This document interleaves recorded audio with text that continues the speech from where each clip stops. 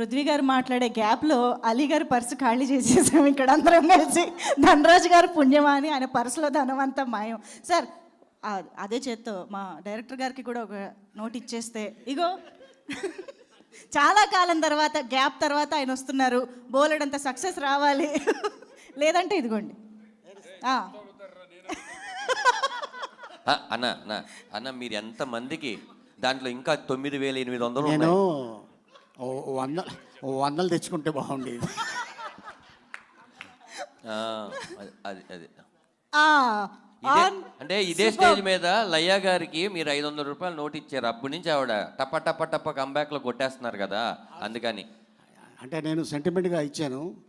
ఆవిడే నాకు ఒకరోజు ఫోన్ చేసి, సార్ మీరు ఏ టైంలో ఇచ్చారో తెలియదు కానీ 6 సినిమాలు చేస్తున్నాను సార్ నేను అన్నారు. నిజంగా చాలా ఆనందం వేసింది. ఇంకేం కావాలండి ఒక యాక్టర్కి. ఈసారి ఇట్లాంటి ఫంక్షన్కి వస్తున్నప్పుడు ఖచ్చితంగా తీసుకోవాలి. 1,00,000 రూపాయలు తెచ్చుకుంటాను. లైన్ పెడతాం ప్లీజ్, లైవ్ వెళ్తుందన్న, బాగోదు ఇచ్చేయనన్న. మనం ఎప్పుడు ఆర్టిస్టులు ఇచ్చుకున్నాం కానీ మీడియాకి ఎప్పుడైనా ఇచ్చామన్నా మనం? వద్దంటావా? పాప మనల్ని ఎంత ఎంకరేజ్ చేస్తారన్న ఒక్కది. సర్లే నెక్స్ట్ టైము అన్న మీడియాకి.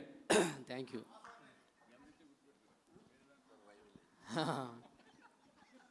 అందరికీ నమస్కారం. ఎక్కువ టైం తీసుకున్నాం, అయిపోయింది కాబట్టి ముందుగా ఈ సినిమాని బ్లెస్ చేయడానికి వచ్చిన నా ఫ్రెండ్ వినయ్కి,